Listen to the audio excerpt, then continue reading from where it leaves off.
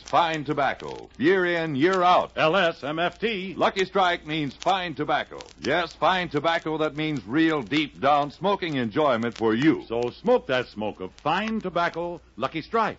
So round, so firm, so fully packed, so free and easy on the draw.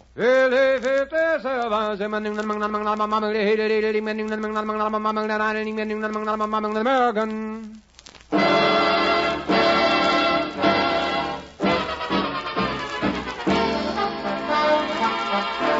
From Hollywood, Lucky Strike presents the Jack Paar program with songs by Trudy Irwin, the Page Cavanaugh Trio, Jerry Fielding in the orchestra, yours truly, Hi Averback, and starring America's newest comedy personality, Jack Paar.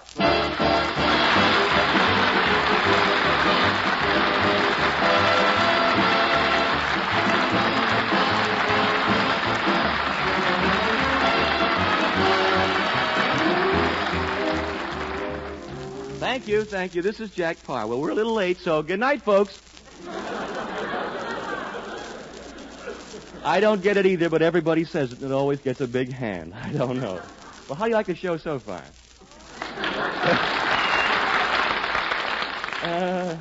In case any of you are disappointed, remember 17 more weeks till Jack Benny.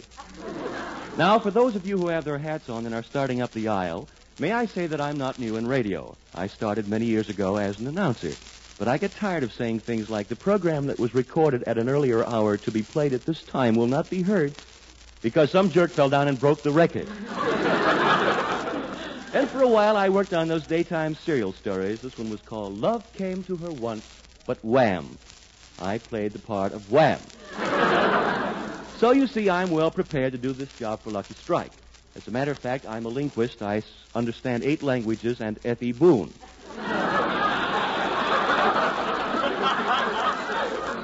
Of course, I'm in a little different situation than most comedians. I haven't enough money to hire 14 gag writers like Bob Hope. I saw Hope and his writers coming out of his office one day. It looked like recess at UCLA. There's one thing I'd like to explain. We're not going to give anything away on this program. This is not the Pot of Gold or the show they call Answer It or You're a Schnook. If your telephone rings while we're on the air, it just means one thing. Your phone bill is paid. I may get funnier later on, but I doubt it. And oh, yes.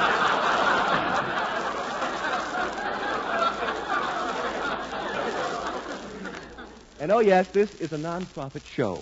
All the money we make tonight is going to a worthy charity. It's being sent to Washington for the underprivileged Democratic children. P.S. The management has asked me to announce that immediately after this program, there will be entertainment.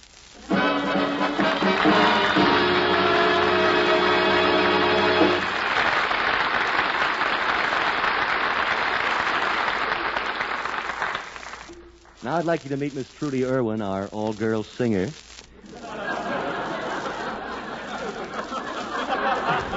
And when you hear her, I'm sure you'll agree that singing's coming back. Trudy?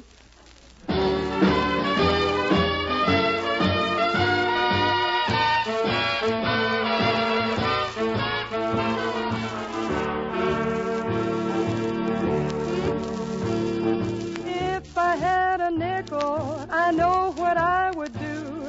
I'd spend it all for candy and give it all to you. I'd spend it all for candy and give it all to you. 'Cause that's how much I love you, baby. That's how much I love you. If you were a picture, I'd hang you on the wall. Sit back where I could see you and never move at all. Sit back where I could see you and never move at all. 'Cause that's how much I love you, baby. That's how much I love you.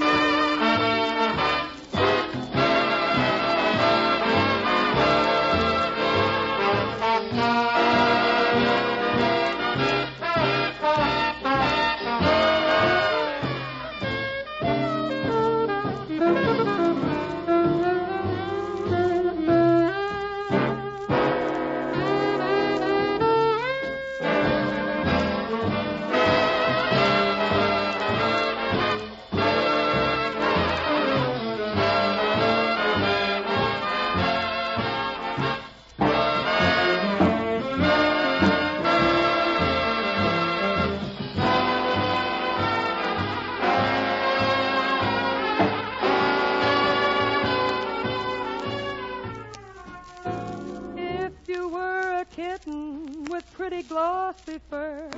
I'd take you up and stroke you and listen to you purr. I'd take you up and stroke you and listen to you purr. 'Cause that's how much I love you, baby. That's how much I love you. If you wanna marry, now let me tell you what. We'll go and find the parson and let him tie the knot. We'll go and find the parson and let him tie the knot. 'Cause that's how much I love you, baby. That's how much I love you, how much I love you. Can't tell you how much I love you, baby.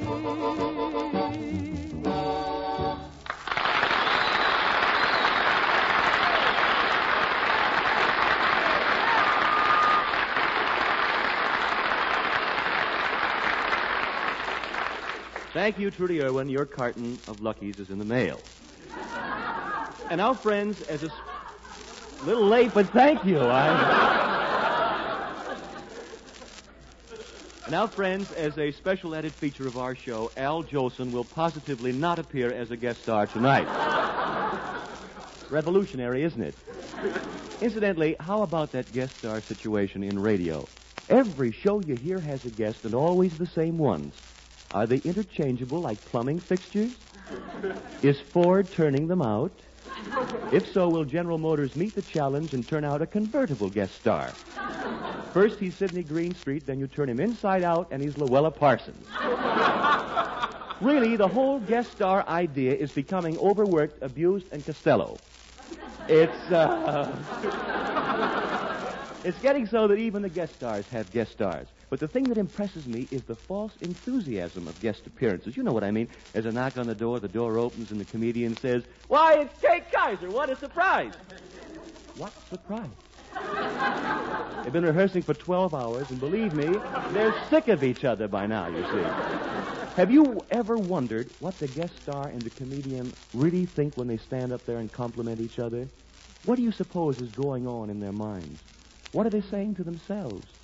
It would be interesting to find out, wouldn't it?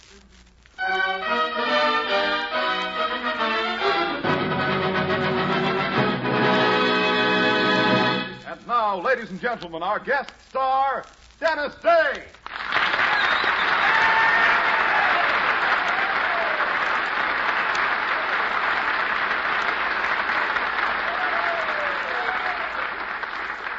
Thank you. Hello, Jack. Gosh, it's certainly great being here. What's great about it? On a nice Sunday like this, me and my mother could be out with a girl. And, Dennis, it's certainly great having you here. What's great about it? For what I'm paying him, I could have my choice of any two of the Andrews sisters in a corned beef sandwich. Thank you, Jack. And did I tell you certainly look wonderful? You're the picture of health. How long can he last?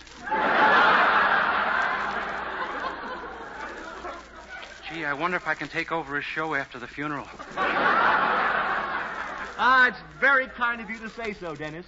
But you took the words right out of my mouth. I was just going to say that you look the picture of health. I'd swear the kid has rickets. Say, tell me, Jack, how do you like having your own show? It's wonderful, Dennis. I just hope I can be as successful as you've been this year. Oh, I'm sure you will be, Jack. But, Dennis, do you realize what you've accomplished? You're on a Jack Benny show, the star of your own show, great guest appearances, record albums, everything. Well, believe me, Jack, with the right breaks, plenty of other performers could have done the same thing. Oh.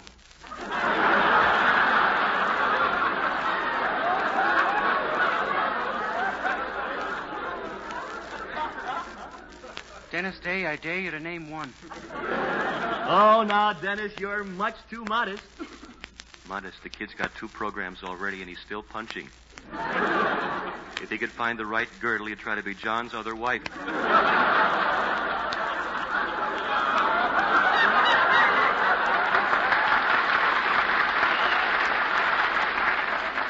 Oh, by the way, Jack, is there anything I can do to get your show off to a good start? I hope he asked me to sing Glockamora. I do it great. you hear me, you think I was a native glockamoron.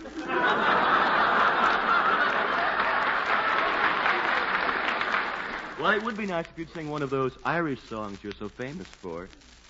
If he sings Glockamoor again, I'll blow my brains out.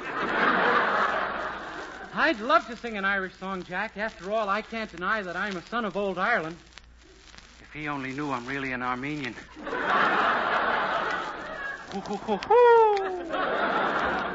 What's it going to be, Dennis? I'm praying it's not Glockamoora. How about Glockamora? My favorite number. I'd be a sucker to let him sing. He'd make me look about as important as Margaret Truman's piano player. Say, Dennis, I've got a great idea. You and I will sing Glockamora as a duet. A duet? That is a great idea, Jack. How do you like this schmo trying to horn in on me? One song with him and my hooper will be dragging. Me. me. Uh-oh, I've got a frog in my throat, Jack. Oh, frog in your throat. Oh, that's too bad. A frog. He should have Morton Downey in his throat.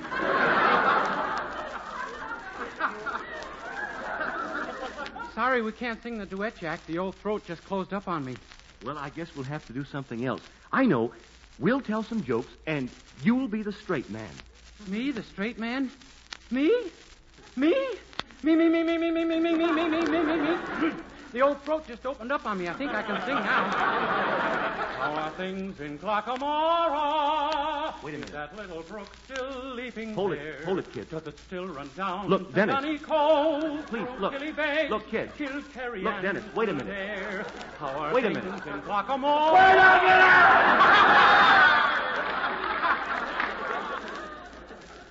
Yes, please. Thank you and good night. Ladies and gentlemen, Dennis Day appeared with us tonight through the courtesy of his sponsor. Sponsor. Dennis Day appeared with us tonight through the courtesy of money.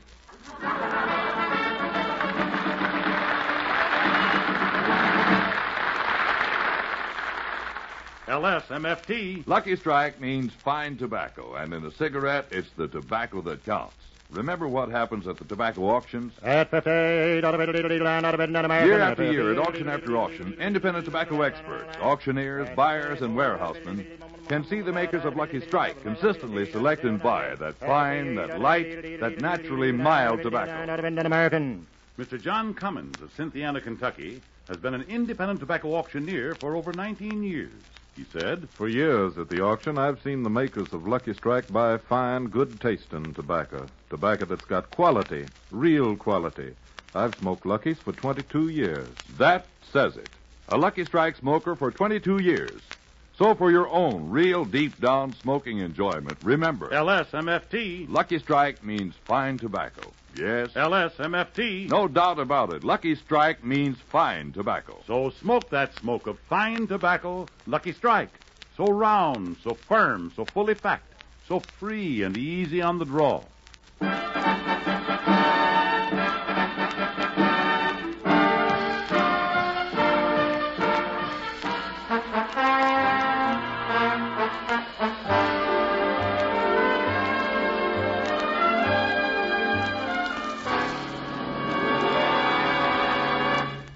I was looking through a magazine the other day called Unpopular Mechanics.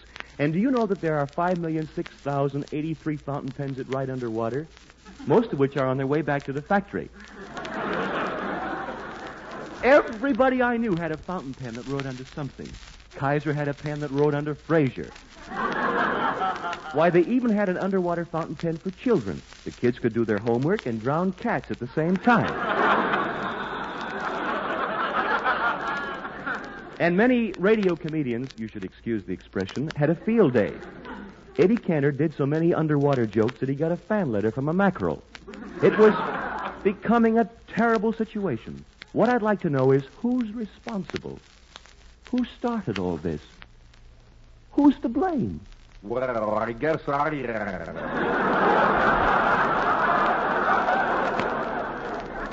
Aren't you wearing your water on the knee a little high? Well, I live underwater. Underwater? Yes, I couldn't find any other place to live. Well, you probably paid quite a bonus to an octopus, I imagine. It must be terribly unhealthy down there. I'm not long for this world. Tell me something. Is it true about those beautiful mermaids? Get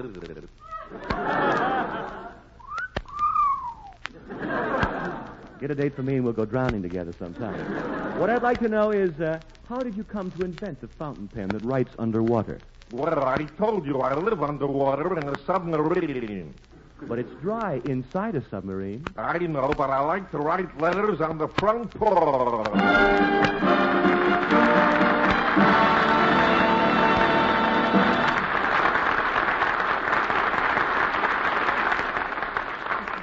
Now, here are three guys that we're very proud of, the Page Cavanaugh Trio. Three boys who met in the Army and decided they made pretty good music together. They now make pretty good money together. Here they are, reading from left to right, Page, Cavanaugh, and Trio. Gee, it's great after being out late, walking my baby back home. Arm in arm over meadow and farm, walking my baby back home. We go long harmonizing a song, or I'm reciting a poem. Owls go by and they give me the eye, walking my baby back home. We stop for a while, she gives me a smile, and snuggles her head to my chest. We startin' to pet, and that's when I get her powder all over my vest. After I kinda straighten my tie, she has to borrow my comb. One kiss, then I continue again, walking my baby back home.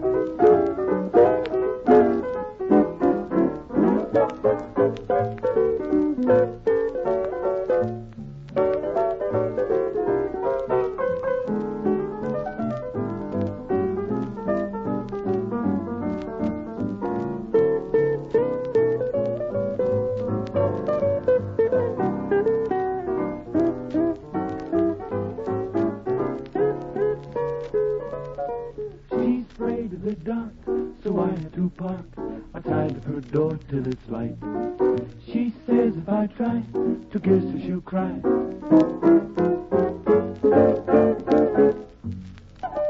After I kind of straighten my tie, she has to borrow my comb. One kiss, then I continue again, walking my baby back home. Gee.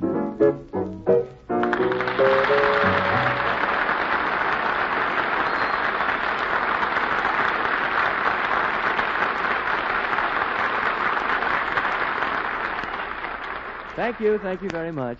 That was the Page Cavanaugh Trio, LS, MF, and T. Last week, I can't wait for those small ones, you know. Last week, I decided to go to the movies, so I got a GI loan and bought a ticket. Inside, I paid 10 cents for a nickel candy bar, was insulted by two ushers, and finally got a seat next to a lady who was plucking a chicken by the light of the Movie-Tone News. The picture I saw was a British-made movie about an average American family, Laurence Olivier and Henry Aldrich V. Friends, you may not realize it, but the British have made American musicals, American comedies, and even gangster pictures. What's behind all this? Can this be England's revenge for Bunker Hill? What if the British should decide to make our Western pictures? Can you imagine C. Aubrey Smith strumming a guitar and singing There'll Always Be a Wyoming? Or Sir Cedric Hardwicke rescuing Dame May Whitty, the beautiful Mexican half-breed?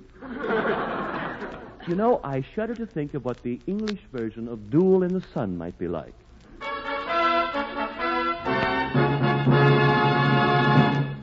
Parliament Pictures presents a saga of the American West entitled Disagreement in the Shade.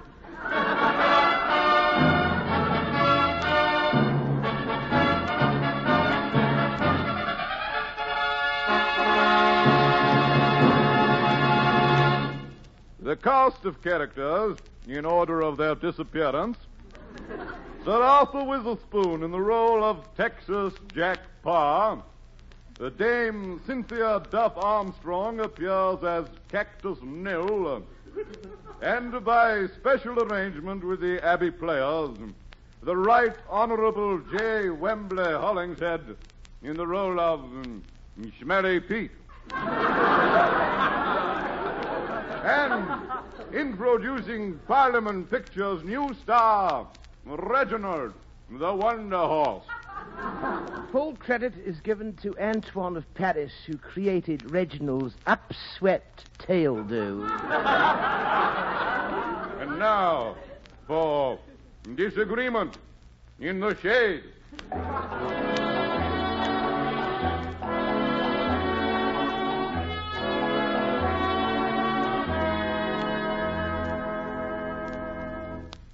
It's a beastly hot day at the Bar Cheerio Ranch. Located in Arizona, one of His Majesty's last outposts. The film begins as Texas Jack, our ruthless and yet beloved co-hand, rides up to the ranch on Reginald, the Wonder Horse.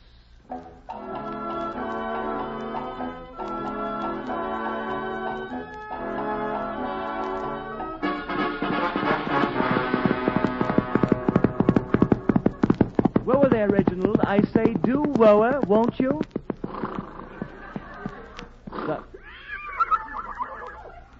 Stout horse, Reginald. Stout horse. Hello, is anyone about? Texas Jack, darling, you've come home at last. Yes, Cactus Nell, and I've missed you, my sweet. I've been singing and riding 30 hard days on the range. Oh, how dreadful. Yes, frankly, there's very little zip left in my doodah.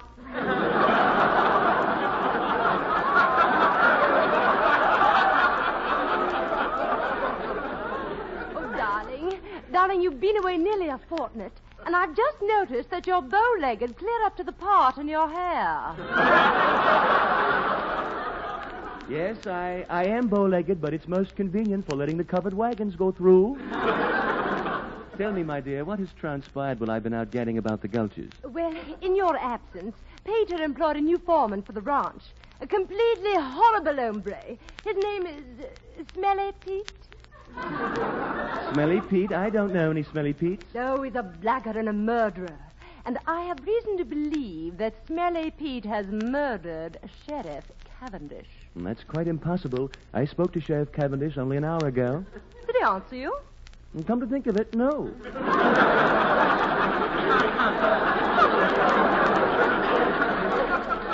Well, there you are. In a word, Tex, this cringing coyote, Smelly Pete, has become a nemesis on these premises. Nell, dear, what you've told me is utterly appalling. Let me take you away from all this, pack up and fly with me to Montana. Montana? Yes, it's just outside Boston. Nell, you must be my wife. You simply must. Impossible, Tex. Forget me. I can't forget you, Nell. You're with me wherever I go. Wherever I go, you're with me. Walking, riding, golfing. Of course, when I go to the YMCA, I must leave you outside. Say you will. Say it. Oh, you're not being practical, Tex. How would we live? I've thought of that. We'll make our living by raising cactus. Oh, is there a demand for cactus? Demand? Why, at this very moment on the New York Stock Exchange, cactus is selling for 50 cents a cack. Darling, you're so resourceful. Nell, my dear, I love you more than life itself, and allow me to assure you that Reginald, my wonder horse, shares my admiration. Don't you, Reginald? Righto, Governor. Oh, how utterly quaint. Oh, darling, nothing would give me more lasting satisfaction than to become Mrs. Texas Jack. But Peter has promised me to the new foreman. You mean? Yes. I'm afraid I'm doomed to become Mrs. Smelly Pete. This is an intolerable situation. If I can't have you, I shall go out and drown myself in the well. But the well is dry. Then some other time, perhaps.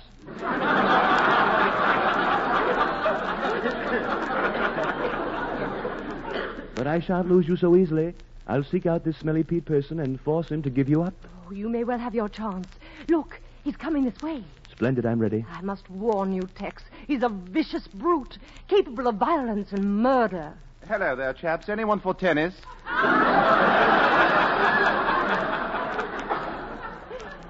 Jack, allow me to present Smelly Pete.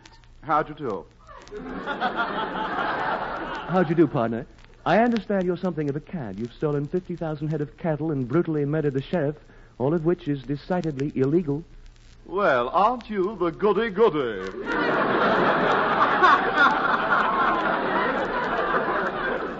And furthermore, I suspect that you're trying to marry Neil only to get your hands on her cattle. Sir, do you accuse me of courting a woman purely for her pot roast? I do. In view of the circumstances, I fear we shall have to shoot it out. Oh, very well. I'm prepared. Let's get on with it. Oh, you two are so utterly masculine. Let's get on with it. I'm due on the tennis courts in half an hour. Fine, I shall drop my neckerchief, and we shall both fire at once. Bully. Here goes, then. I'm dropping the neckerchief. Wait! That neckerchief, those colors, magenta and powder blue on a field of shocking pink. What about them? Those are the Oxford colors. Are you an Oxford man, ma'am? Of course. Texas Jack, class of 29. Smelly Pete, class of 28. Heavens to Bevan! How stupid of me. I should have known, but I thought you were an Inja. You were an Inja, weren't you? Oh, of course I was an Inja. But since I've moved to Arizona. It's so frightfully good to see you again, Smelly. Likewise, you old varmint. You must come to the bunkhouse for a spot of tiffin this afternoon. We have so much to talk about. Gentlemen, aren't you forgetting that you're supposed to be killing yourselves over me? Oh, drat, I'd clean forgot. Oh, yes, we must do some shooting. After all, this is the West, where men are men and women are women. Oh, yes, I believe we have the same arrangement in England. Quite. Well, do get on with it, you two. You have your pistols drawn. All right, old girl. Smelly Pete, I shall count 3. Fire at will. Got you, old boy. Here we go. 1, 2, 3. Good heavens, man, you've shot the girl. But I distinctly heard you say fire at Mill. No, old boy. I said fire at will. Really, my dear fellow, you should watch your diction. Well, no matter. The joke's on me. Anyone for tennis?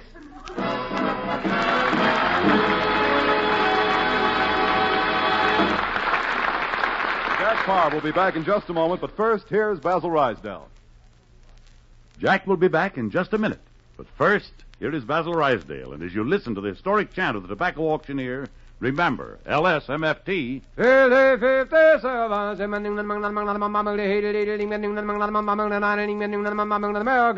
Lucky Strike means fine tobacco. Listen, season after season, I've seen tobacco bought by the makers of Lucky Strike. Tobacco that's full of flavor, ripe and mild. James Talley, famous tobacco warehouseman, said that. For years at auctions, I've seen the makers of Lucky Strike buy fine, ripe, smooth smoking tobacco. Smoked Lucky's myself for 29 years. Charles Gunter, 55 years an independent tobacco buyer, said that. Yes, at auction after auction, independent tobacco experts like Mr. Talley and Mr. Gunter can see the makers of Lucky Strike consistently select and buy that fine, that light, that naturally mild tobacco. Remember, LSMFT. Lucky Strike means fine tobacco, and fine tobacco means real deep down smoking enjoyment for you. So smoke that smoke of fine tobacco, Lucky Strike. So round, so firm, so fully packed, so free and easy on the draw.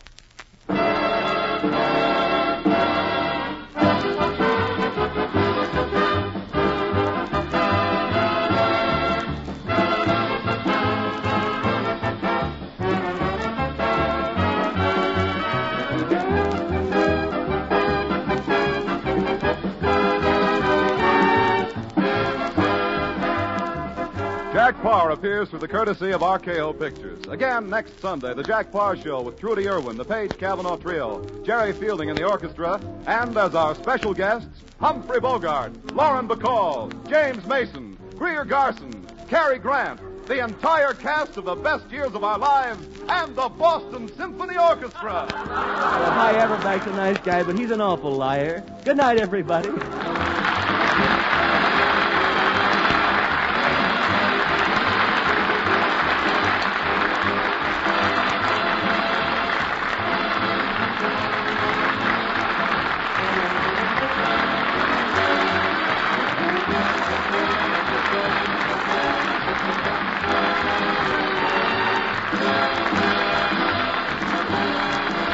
This is NBC, the national broadcasting company.